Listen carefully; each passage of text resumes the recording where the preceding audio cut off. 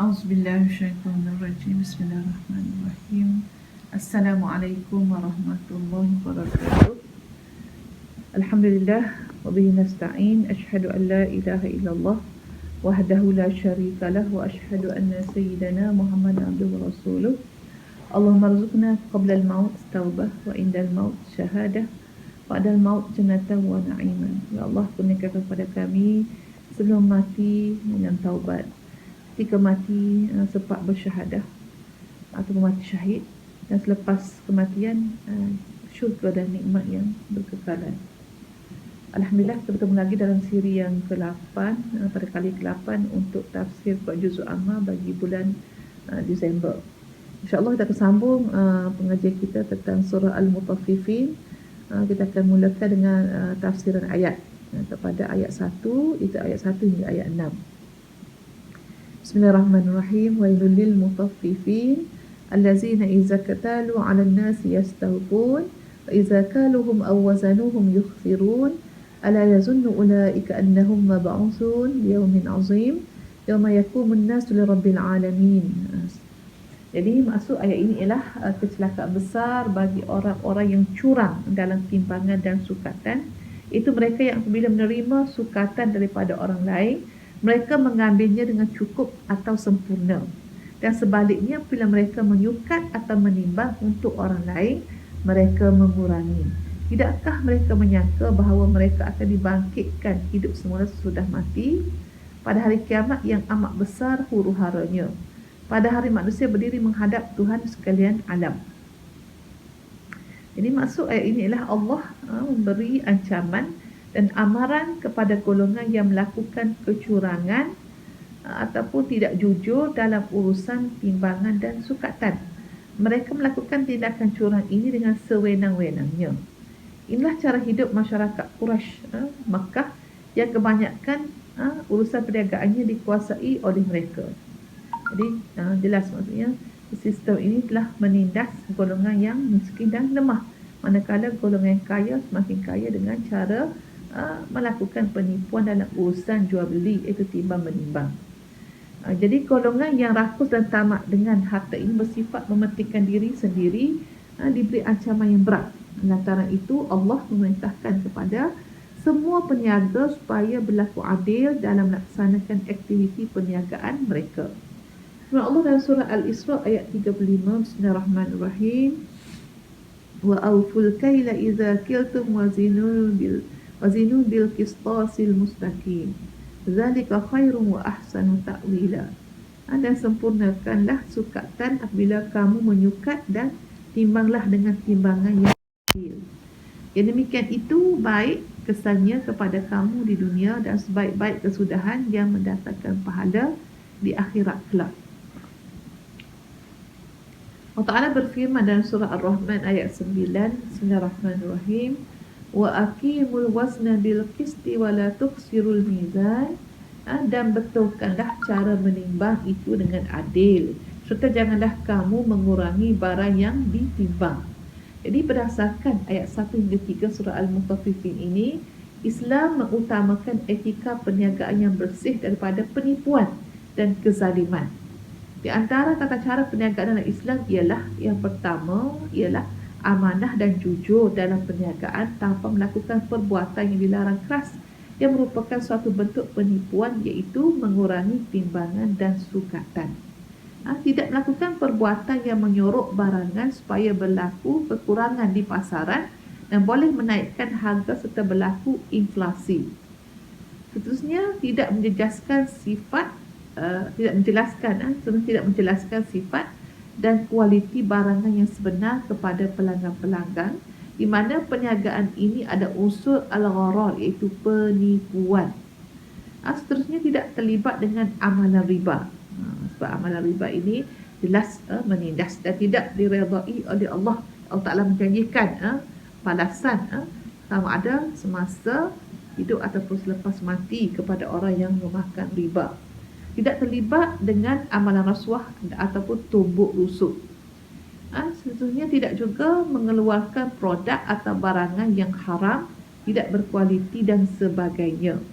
menjaga hak-hak pengguna dan kualiti barangan setimpal dengan harga yang ditawarkan serta tidak menzalimi orang lain. Menjaga ibadat-ibadat yang lain ketika menjalankan aktiviti perniagaan secara istiqamah seperti ibadat solat, baca Al-Quran dan sebagainya. Nabi menjelaskan tentang kedudukan istimewa dan pengiktirafan yang tinggi kepada peniaga-peniaga yang jujur dan amanah, di mana mereka akan duduk bersama dengan para nabi, para siddiqin dan para syuhada dan salihin di akhirat nanti. Rasulullah bersabda, Rasulullah SAW bersabda, an Abi Sa'id an Nabi SAW qala at-tajirus saduqul aminu ma'an nabiyyin was-siddiqin wasyuhada. Daripada Abi Sa'id bahawa Rasulullah SAW bersabda, peniaga yang beramanah, jujur lagi benar ditempatkan bersama-sama para nabi, para siddiqin, para syuhada pada hari kiamat kelak. Hadis riwayat At-Tirmizi dan Al-Hakim. Manakala dalam ayat 4 hingga 6 Allah menjelaskan tentang sikap orang-orang kafir yang tidak mahu berfikir tentang kewujudan hari kebangkitan semula. Pada hari tersebut mereka akan menerima pembalasannya. Dalam sebuah hadis, Imam Ahmad meriwayatkan daripada Miqdad bin Al-Aswad Al-Kini berkata bahawa aku mendengar Rasulullah SAW bersabda, "Iza kana yaumul qiyamati usniyatis syamsu minal ibad hatta takuna qadri milin aw milaini qala fatasharuhum asy-syams fayakunu fil araqi kaqadri a'malihim minhum man ya'khuzuhu ila aqibayhi wa minhum man ya'khuzuhu ila rukbatayhi wa minhum man ya'khuzuhu ila haqwayhi wa minhum man yuljimuhu iljama." Maksud hadis ini ialah pada hari kiamat nanti matahari didekatkan kepada manusia hingga jaraknya sekitar 1 atau 2 mil. Sangat maksudnya dekat. Baginda bersabda, lalu matahari menyengat mereka hingga mereka berpeluh seiring dengan ukuran amalan mereka masing-masing. Ada yang peluhnya sampai ke paras kedua tumitnya, ada yang peluhnya sampai kepada kedua lututnya, dan ada yang sampai ke paras dua pinggangnya, ada pula yang sampai ke lehernya. Ini ada hadis riwayat Muslim dan juga At-Tirmizi. Muslim-muslimat pendengar yang rahmati Allah sekalian, dalam kitab Sunan Abu Daud diriwayatkan bahawa Rasulullah SAW meminta pertolongan kepada Allah daripada pelbagai kesulitan pada hari kiamat ini. Ibn Mas'ud pula meriwayatkan bahawa manusia dibangkitkan berdiri selama 40 tahun sambil mengangkat kepala ke langit. Tidak ada seorang pun mempedulikan mereka sehingga peluh mereka meliputi semua orang, sama ada yang berbakti kepada Allah atau yang melakukan kederhakaan kepada Allah. Masya Allah. Itulah dia keadaan dan huru-hara di akhirat nanti. Firman Allah ayat 7 hingga 9. Bismillahirrahmanirrahim. Kalla inna kitabal fujjari la fi sijjin wa ma adraka ma sijjin kitabum marqum. Ayat ini ialah bermaksud sekali-kali jangan berlaku curang, kerana sesungguhnya kitab orang-orang yang derhaka tersimpan dalam sijjin. Apakah jalan yang engkau dapat mengetahui apa dia sijjin? Iaitu kitab-kitab yang tertulis yang menghimpunkan amalan orang-orang yang berdosa. Dalam ayat ini maksudnya dalam ayat di atas Allah mengancam dan mengingatkan golongan tasfif, iaitu golongan yang melakukan kecurangan dalam timbangan dan sukatan supaya berhenti daripada melakukan perbuatan jahat tersebut. Ini disebabkan kitab catatan amalan mereka akan tersimpan dalam sijjin, iaitu kitab amalan-amalan jahat semua makhluk yang jahat dan derhaka yang ditulis dalamnya dengan cukup sempurna hingga tiada sesuatu pun yang luput dari catatannya. Dan kitab tafsir Al-Munir oleh Dr. Wahbah Az-Zuhaili menyatakan sebahagian ulama berpendapat bahawa As-Sijjin itu tempat dalam neraka Jahannam yang merupakan tempat yang paling bawah sekali. Tafsiran kepada apakah dia sijjin itu yang merupakan tafsir kepada kesudahan nasib kepada apakah dia sijjin, maksudnya merupakan tafsir kepada kesudahan nasib mereka itu ke sijjin ditentukan untuk mereka. Buku catatan tersebut telah selesai ditulis dan tiada seorang pun yang boleh menambah atau menguranginya. Ini muslim-muslimat dan rahmati Allah sekalian, kita lihat pula pada ayat ke-10 hingga 12. Bismillahirrahmanirrahim. Wailun yawma idzin lil mukazzibin allazina yukazzibuna biyaumiddin wa ma yukazzibu bihi illa kullu mu'tadin athim. Okey, maksud ayat ni ialah kecelakaan besar pada hari itu bagi orang-orang yang mendustakan. Itu mereka yang mendustakan hari pembalasan dan tiada yang mendustakan melainkan tiap-tiap orang yang melampaui batas kebenaran lagi sangat-sangat derhaka. Daripada ayat ini Allah menjelaskan, maksudnya Allah Ta'ala telah mengulangi kalimat wailun. Itu kecelakaan dengan dikenakan azab yang dahsyat pada hari kiamat bagi golongan yang mendustakan kewujudan hari pembalasan. Petunjuk paling jelas bagi mereka yang mengingkari hari pembalasan ini ialah mereka melampaui batas dengan melakukan kejahatan, kezaliman dan tetap melakukan perbuatan dosa. Mereka sukar menerima berita-berita yang berkaitan dengan akhirat. Mereka bergelumang dengan dosa dan melanggar dasar-dasar kebenaran sama ada pada kata-kata mereka, perbuatan atau perlakuan mereka. Maksudnya kita lihat pada ayat 13 hingga 17. Bismillahirrahmanirrahim. Idza tutla alaihi ayatuna qala asatirul awwalin kalla barrana ala qulubihim ma kanu yaksibun kalla innahum an rabbihim yawma idzil lamahjubun summa innahum lasalul jahim summa yuqalu hadzal ladzi kuntum bihi tukazzibun. Sehingga apabila dibacakan padanya ayat-ayat kami dan ia berkata, ini ialah dongengan orang-orang dahulu kala. Sesungguhnya ayat-ayat kami tidak ada cacat celanya, bahkan mata hati mereka telah disaputi kekotoran dosa dengan sebab perbuatan kufur dan maksiat yang mereka kerjakan. Jangan lagi mereka berlaku demikian. Kalau tidak, mereka pada hari itu telah tetap terdinding daripada rahmat Tuhannya. Kemudian sesungguhnya mereka akan menderita bakaran neraka. Akhirnya dikatakan kepada mereka, inilah dia azab seksa yang kamu dustakan dahulu. Dalam ayat ke-13, Allah menjelaskan lagi tentang ciri-ciri orang yang mendapat kecelakaan dan pembalasan Allah, azab Allah di akhirat kelak, iaitu orang-orang yang mengingkari kitab suci Al-Quran yang diturunkan oleh Allah.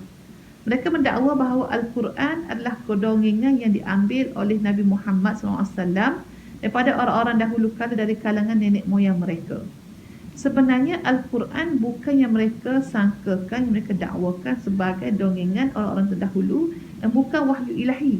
Sikap mereka sedemikian adalah disebabkan kebiasaan hidup mereka yang melakukan perbuatan keji sehingga menutup hati-hati mereka untuk menerima pandangan yang baik dan tidak dapat membezakan antara dongengan dengan hujah yang benar. Hati mereka telah menjadi buta untuk melihat kebenaran. Ibnu Jarir, Imam Ahmad, At-Tirmizi dan An-Nasa'i telah meriwayatkan sebuah hadis daripada Abu Hurairah bahawa Rasulullah SAW bersabda, Innal abda iza aznaba zamban kanat nuqtatun sawda'u fi qalbihi fa in taba minha suqila qalbu wa in zada zadat fazalika qaulullah kala barrana ala qulubihim ma kanu yaksibun. Maksudnya ialah sesungguhnya seseorang hamba itu apabila ia melakukan satu dosa, maka terbintiklah satu bintik hitam. Sekiranya dia bertaubat dan meninggalkan perbuatan itu serta memohon ampun, maka hatinya dibersihkan. Sekiranya ia mengulangi perbuatan dosa tersebut, maka bintik hitam itu akan bertambah hingga meliputi seluruh hatinya. Wa'iyasubillah. Itulah ar-ran yang disebut oleh Allah dalam Al-Quran. Kemudian Allah menerangkan bahawa golongan pendusta dan kafir tersebut akan terdinding atau terhalang daripada memperoleh rahmat Allah dan mereka juga tidak mendapat redha. Jadi dalam surah Ali Imran ayat 77 Allah menegaskan, Bismillahirrahmanirrahim, wala yukallimuhumullah wala yanzuru ilaihim yaumal qiyamah wala yuzakkihim walahum azabun alim. Dan Allah tidak akan berkata-kata dengan mereka dan tidak akan memandang kepada mereka pada hari kiamat, tidak akan membersihkan mereka daripada dosa. Jelas dalam ayat 16 dan 17 Allah menerangkan bahawa golongan penderhaka akan dicampakkan dalam neraka jahanam dengan api yang marak menyala. Penunggu neraka jahanam serta malaikat Zabaniah akan menghedik mereka dan mencaci mereka. Inilah azab yang kamu dustakan di dunia dahulu dan sekarang rasailah kedahsyatannya. Siksaan yang berat dan dahsyat ini dikenakan ke atas golongan manusia yang kafir dan pendusta sebagai balasan kepada mereka atas sebab-sebab berikut. Pertamanya, mendustakan berita atau perkhabaran yang disampaikan oleh Nabi, mendustakan hari kebangkitan semula, menuduh Al-Quran sebagai dongengan orang-orang terdahulu dan ianya bukan wahyu ilahi, dan menuduh Nabi Muhammad SAW sebagai pendusta dan tukang sihir serta pelbagai tuduhan lagi. Firman Allah ayat 18 hingga 21, insya-Allah kita akan sambung seterusnya. Hanya sekali itu untuk kali ini. Segala yang baik daripada Allah, saya mohon pada diri saya sendiri, saya mohon ampun pada Allah dan pada maaf pada semua atas kesilapan. Wa akhiran aqulu qawli hadza wa astaghfirullah li wa lakum. Wassalamualaikum warahmatullahi wabarakatuh.